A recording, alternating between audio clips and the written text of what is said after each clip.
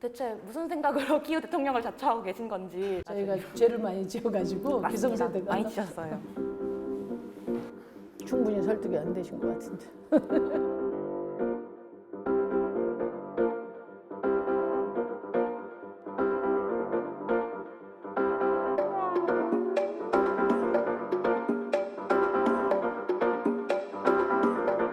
저기 가시는 저분들 저게 다 내 표일까?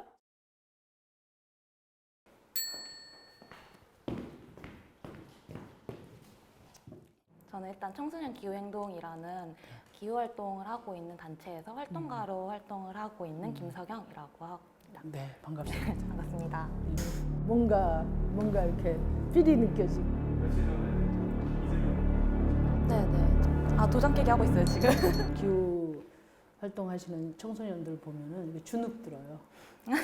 저희가 많이 주눅들게 하려고 예, 합니다. 저희가 죄를 많이 지어가지고 맞습니다. 기성세대가 많이 지셨어요. 네. 지금 정의당이 거대 양당 체제 안에서는 기후위기를 가장 잘 다루고 있다라는 이미지를 가지고 있기는 하지만 저 심상정은 기후위기를 위기로 인식한 첫 기후대통령, 기후위기에 대처에 최우선적으로 사실 국가적 그거는 역량을 다른 정당과 비교했을 때 비교적 잘하는 것 같아 보이는 거지, 기후위기라는 절대적인 수치 앞에서 이 위기를 막을 수 있냐 없냐를 따졌을 때는 사실 막을 수 없는 수치인데, 그러니까 전혀 잘하고 있지 않은데 되게 잘하고 있는 것 마냥 저희에게도 어필을 많이 하시더라고요. 근데 그런 면에 있어서 대체 무슨 생각으로 기후 대통령을 자처하고 계신 건지.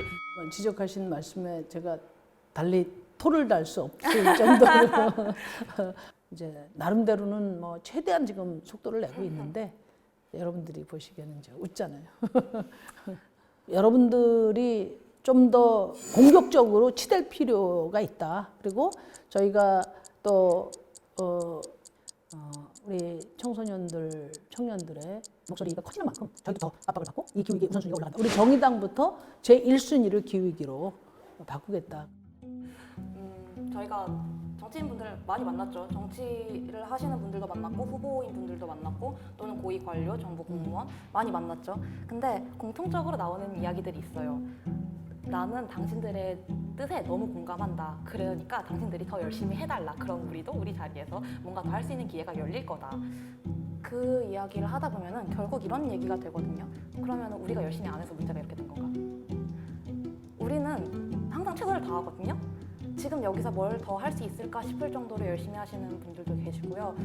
저는 고등학교 다닐 때부터 그냥 모든 순간을 기후위기에 대해서 활동하는 걸 했는데, 근데 사실 지금 상황으로 보면은 저희가 목소리를 낸 거에 비해서 목소리를 같이 들어주겠다 정도까지만 왔지, 위기를 얼마나 좀 더 해결할 수 있을 정도로 발전을 했냐라는 수치를 따져보면 아직까지는 전혀 해결된 게 없고 개선된 점이 없거든요. 그러니까 이야기가 나온 것만으로도 의미 있다라고 하기에는 기후위기가 시간이 너무 없어요.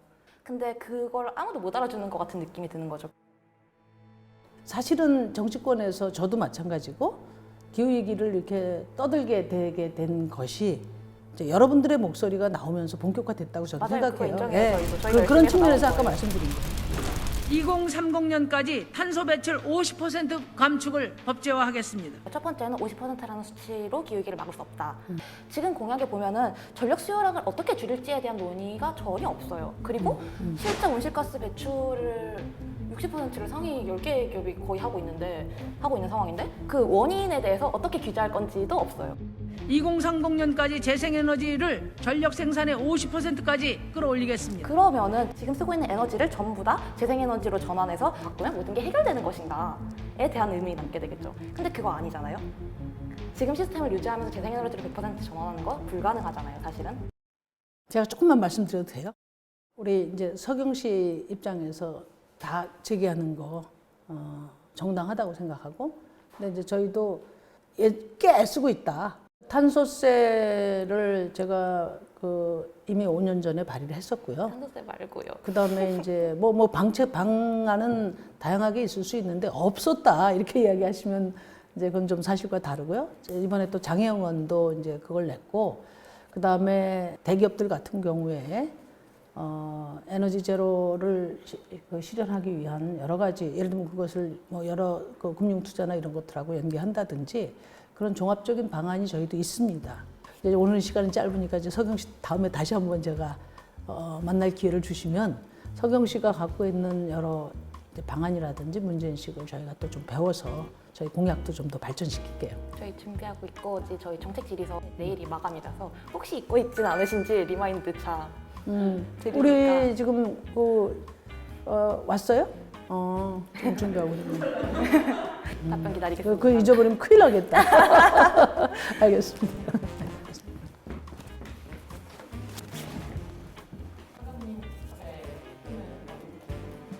그래서 자신 없어요.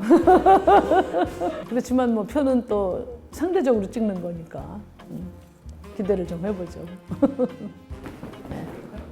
예상했던 답변이 나와서 자꾸 끊었었고 사실 끊고 싶지 않았는데 당신들이 더 열심히 하면 우리가 바뀔 수 있다. 그랬으면 진짜 바뀌었겠죠. 뭘 더 얼마나 열심히 더 해야 될까요?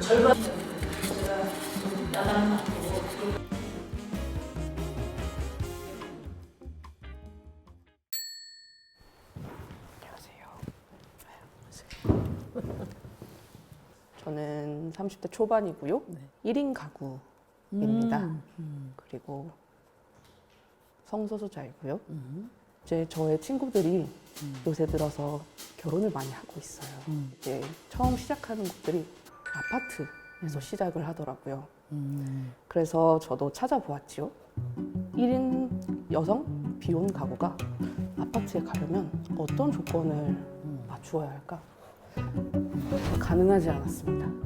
아무것도 해당이 되지 않았어요. 과연 나는 안정적인 주거 공간을 가질 수 있을까? 나의 파트너와 혹은 함께 늙어가고 싶은 사람과 한 공간에서 살아갈 수 있을까? 라는 것에 대해서 저 스스로 답변을 주기가 너무 어려웠어요. 근데 그러니까 제가 좀 궁금해서 그런데 네네. 이제 뭐 청년들이 아주 뭐 부잣집에서 뭐 부모들이 사주는 거 아니면은 네. 거의 영끌해서 집을 사잖아요. 그죠. 그러면 또 다달이 대출 이자금 주고 그러니까 굉장히 부담이 큰 내 집이거든 이게. 그죠. 근데 그런 거보다 그런 공공주택 임대 아파트 한 20년, 30년 그냥 마음 놓고 집 걱정 없이 살 수 있는데 이런 데는 좀 마음이 안 가세요? 공공주택 비중 20%를 국가 목표로 삼고 100만 호를 공급하겠습니다. 그것도 고려를 해보았었는데 이제 한 명에게 주어지는 공간은 그렇게 크진 않더라고요.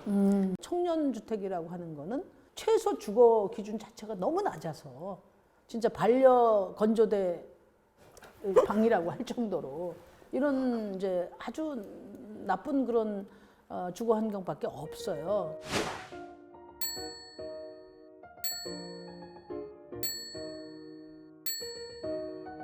우선 국토위원회에서 이렇게 이야기를 해보면 거긴 강남 집값이 얼마 올랐냐 얘기만 하지 최저 주거 기준 이하가 한 220만 가구 되는데 이런 사람들의 얘기는 뭐 일도 나오질 않아요. 그래서 제가 일단은 전반적으로 최저 주거 기준을 선진국 수준으로 높이는 법안을 냈습니다.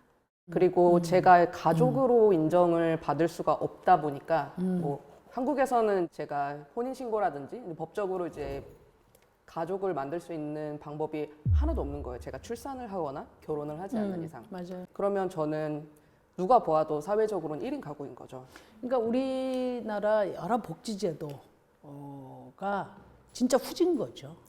세상의 변화를 이토록 지금 따라잡지 못하는 제도가 시민들의 삶을 억누르고 있는 거예요. 지금 정부가 이렇게 주는 특혜 같은 경우 뭐 신혼부부, 요즘에 또 웬 신혼부부를 이렇게 부각하는지 부모와 자식 이것을 정상적인 가족이라고 하는 그런 낡은 그 가족 개념이 그대로 지금 모든 제도에 다 있어서 진짜 혼자서는 뭐 어떤 혜택도 받을 수가 없어요. 굳이 주택만이 아니라 뭐 의료보험 혜택부터 시작해서 여러 세액공제 이런 것들도 다 못 받잖아요. 그래서 그 외에 세운 가족도 가족으로서 존중되는 생활동반자법을 이제 개정하려고 해요. 실제로 힘을 내세요. 힘을 내세요. 화이팅.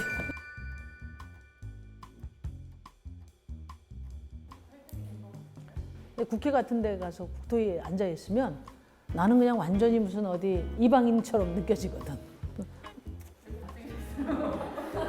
안 찍으셨다 하더라도 그건 아마 다른 이유가 또 있으실 거라고 생각해요. 과연 뭐 실현될 수 있겠어? 뭐 이런 거. 대권 주자. TV에서 보신 분.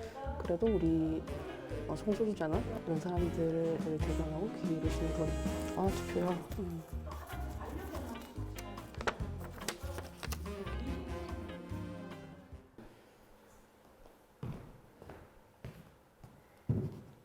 악수해봐도 돼요?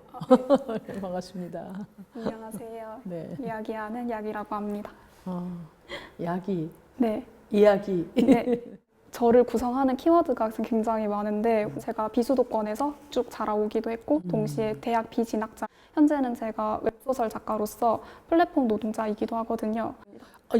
그러면 지방에서 오셨어요? 네.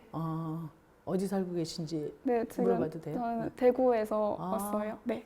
먼 데서 오셨네요. 서울에 계실 때보다 지방에 계시면은 뭐 어떤 점이 이렇게 많이 불편하세요? 하나하나 따져보면은 그냥 모든 것이 정말 대구가 생활하기는 좋거든요. 근데 생존하기에 적당한 곳은 아니에요. 주 4일제 얘기도 하셨고 뭔가 노동자의 질을 올릴 수 있는 여러 가지 공약도 있고 현재 마련되고 있는 정책들도 있잖아요. 그런데 그게 수도권에서 지방으로 내려오기까지의 시간이 너무 많이 걸리고 일을 할 때면은 격주로 토요일 근무가 아직까지 너무 많고 우리는 주 5일제 해주니까 이걸 되게 굉장히 자랑스럽게 우린 주 5일제 해주니까 너 이 정도 야근, 뭐 이 정도 부조리는 뭐 견뎌야 되지 않겠어라는 그런 직원들을 어떻게 보면 가스라이팅하는 그런 게 굉장히 많거든요. 제가 대구 갔을 때 기자회견에서 대구를 주 4일제 선도도시로 만들겠다 이렇게 했는데 기자들 반응이 싸한 거예요. 여기는 중소기업밖에 없는데 무슨 소리야? 이런 반응이었어요. 저는 이제 주 4일제 하면 보통 뭐 금융기관이나 공기업이나 또 뭐 대기업들만 뭐 혜택을 볼 거 아니냐 이렇게 생각하는데 거기는 사실 정부가 밀지 않아도 알아서 지금 주 4.5일제도 가고 있고 그래서 이제 제가 주 4일제 이야기하면서 많은 분들이 너무나 좋고 꿈 같은 얘기인데 뭐 나하고는 관련 없어. 그리고 또 주 4일제 실시한다는 말만 듣고도 박탈감 같은 거를 많이 느끼고 또 뭐 5인 미만 사업장에 더 주력해 주세요 이런 얘기 하거든요. 그래서 저는 이제 이 주 4일제는 이제 5인 미만 사업장이라든지 특수고용직 노동자라든지 이제 비정규직 노동자들, 프리랜서, 지금 작가 같은 이런 분들도 동등한 노동권을 보장받을 수 있는 신노동법을 도입하는 것과 동시에 패키지로 진행해야 된다.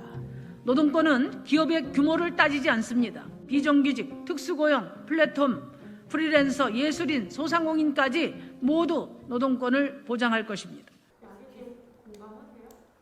근데 저는 프리랜서인 동시에 이제 창작자잖아요. 한다는 건 정말 좋은 생각인데 저는 그거를 시행하는 것보다는 관리 감독이 철저하게 이루어져야 된다고 생각하거든요. 회사원은 그래 회사원의 근로 노동시간 보호받아야지 주 4일제 해야지 이러는데 사실 창작자는 그 특성상 어떤 조직에 속한 건 아니기 때문에 그 권리를 대신해서 어떻게 보호해줄 만한 곳이 마땅하지가 않거든요. 이런 상황에서 뭔가 창작자로서 또 프리랜서로서 이거를 주 4일제는 뭔가 아직까지는 회사원의 영역, 조직이 있는 사람들의 영역이라고 느껴지고 아직까지 저 같은 사람들을 위한 어떤 법이나 그게 안정적으로 운영되고 있다는 느낌은 전혀 못 받고 있어요. 뭐 당연히 그럴 것 같아요. 왜냐하면은 프리랜서는 이제 노동자 취급도 못 받지 않습니까? 그러다 보니까 그나마 노동자로 인정되는 범위 내에서 근로감독이 되는 그 범위에서 또 다 벗어나니까 부르는 게 값이고 또 이제 뭐 그 계약서라든지 이런 부분들도 회사마다 다 여러 꼼수들이 다 있고 그것이 나를 지키는 또 근거 수단도 되지 않는 것 같더라고요. 요즘에 보니까 그게 어느 세월에 이게 법도 만들어지고 또 근로 감독도 제대로 되고 또 그게 프리랜서까지 또 적용이 되고 이제 이런 생각이 드실 거예요. 기본적으로 노동법 보호를 받게 되면 이제 다툴 수가 있고 그러다 보면 또 여러분들도 노동조합을 만드시게 되고 이제 그런 것들을 좀 더 촘촘하게 나의 관리를 챙길 수 있는 단계까지 나갈 수 있다. 생각해봐야 될 것 같아요.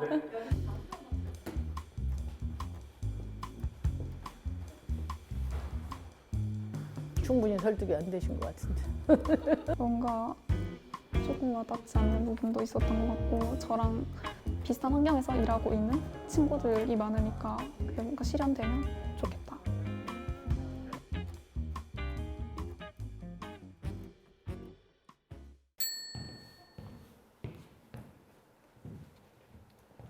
어서 오세요. 반갑습니다. 특성화고 졸업 아, 후 네. 조리직에서 현재까지 일하고 있는 20대 여성 네. 영감이라고 하고요.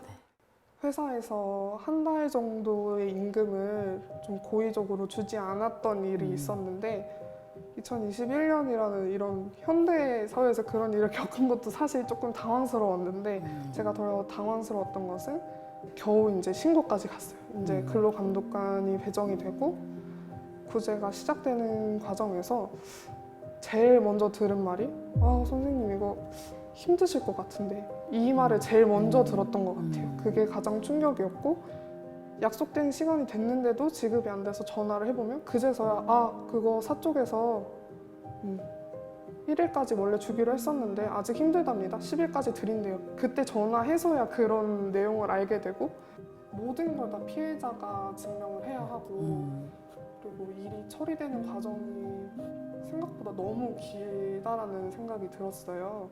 실제로도 거의 4개월 정도가 걸렸어요. 한 달 임금을 받는데 그런 것들이 조금 4개월 걸리셨어요? 네. 그러니까 정말 힘드셨을 것 같아. 일단 근로감독관하고 하는 과정에서 내가 피해자로 여기 왔는데 내가 왜 이렇게 구걸하듯 해야 되지? 너무 불친절하고 너무 성의 없고 그런 느낌 많이 받았을 거예요. 네. 그분들 나름대로 사정도 있어요. 일본을 비교해 보면 우리나라 근로감독관 수가 5분의 1밖에 안 되거든요. 너무나 많은 업무를 하는 거죠. 부당노동행위라든지 뭐 직장 내 갑질 이런 거 감독을 해야 되는데 한 80%는 체불에 매달려 있거든. 체불 사업장이 워낙에 많으니까. 그래서 정성껏 다뤄질 수가 없는 거예요. 제가 특성화고 졸업을 했잖아요. 이 특성화고도 그렇지만 특성화고가 있는 지금 이 사회 자체가 취업을 어떻게 할 수 있는지는 정말 전문가가 다 되었다고 생각을 하는데 취업 이후에 일어나는 임금체불이라든지 뭐 직장 내 괴롭힘, 성희롱 그런 부당한 문제들에 대해서는 대처 방안도 그렇고 교육이 너무 안 되고 있는 것 같다. 제가 학교를 다니면서도 내내 느꼈지만 취업부라는 부서도 따로 개설이 되어 있고요. 취업 담당관이라고 외부에서 이제 초빙해오는 담당관도 있을 정도로 취업이라는 그런 목표 하나에는 전문가들이 다 있는데 학생들이 정작 학교를 떠나서 처음 이제 20살의 나이로 입사를 했을 때 당하는 부당한 일에 대해서는 이게 부당한 일이고 너희가 이런 일을 당했을 때는 어디 가서 어떻게 너희 피해를 주장하고 구제를 받아야 된다라는 교육은 하나도 노동법을 안 가르치잖아요. 네, 한 번도 배워본 적이 없고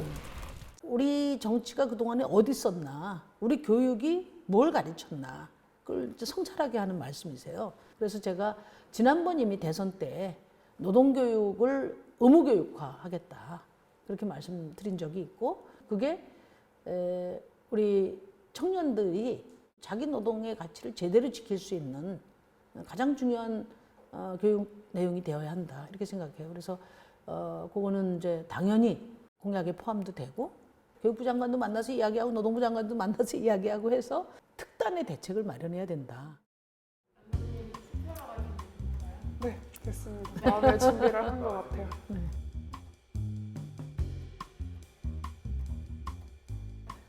그거를 제가 정치 시작하면서부터 제기했었는데 지금 4선 의원인데 지금도 개선되지 않고 우리 청년들이 여전히 그 늪에서 고통받고 있다는 생각하니까 약간 죄송하고 또 무거웠죠. 해결이 됐다기보다는 해결의 길이 조금 보이는 것 같아요. 당장 뭐 해결될 만한 일들이 아니고 조금 복잡하고 큰 일들이어서 이렇게 20년 가까이 정치를 해왔는데 그동안에 좀 더 우리 청년들에게 힘이 됐어야 되는데 더 다가갔어야 되는데 그걸 못한 어떤 그런 책임 같은 것도 있고 그 앞에서 말씀하신 분들 표는 정말 하나도 놓치고 싶지 않아요. 우리 정의당과 심상정의 존재 이유기 때문에 저희가 대변하고 싶었던 분들이기 때문에 이분들에게만큼은 심상정이 선택됐으면 좋겠다. 퍼센테이지로 열심히 요만큼 갔는데요. 상대적으로 따지면 괜찮은 편이라고 생각을 했는데 대통령이 돼도 계획은 없었어요. 이 사람 현재 이 지금 상태로는 그렇기 때문에 뽑을 수는 없을 것 같다. 다음에 또 만나요.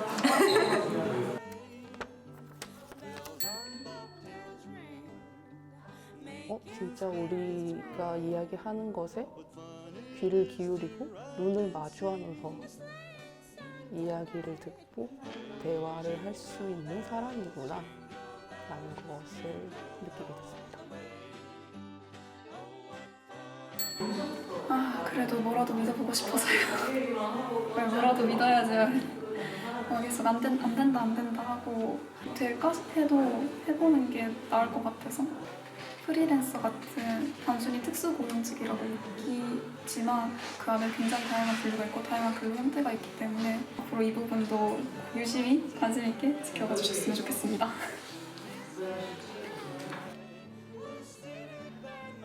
별을 했고요. 이렇게 얘기를 들어주는 것 자체가 일단 해결의 시작이라고 보거든요. 그냥 공약으로만 말을 하기보다 직접 와서 들어보고 그럼 이렇게 적용을 해야겠군요 하는 그런 적극적인 자세라고 보기 때문에 사람을 찍으면 그래도 우리가 생각하는 그런 일들이 해결이 되고 좀 더 나아가는 기회가 되지 않을까 해서 찍게 되었습니다. 3표 이상은 찍지 않으셨을까?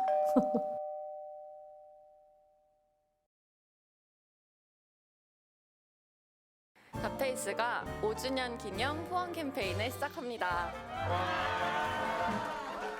저희가 돌이킬 수 없는 변화를 계속 만들어갈 수 있도록 후원자로 함께해주세요.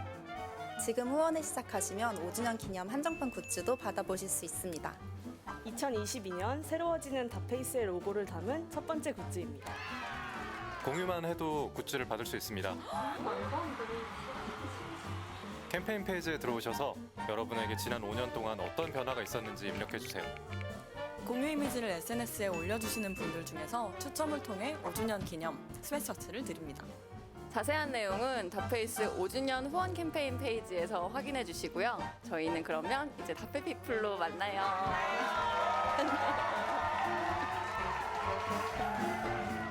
기대할게요.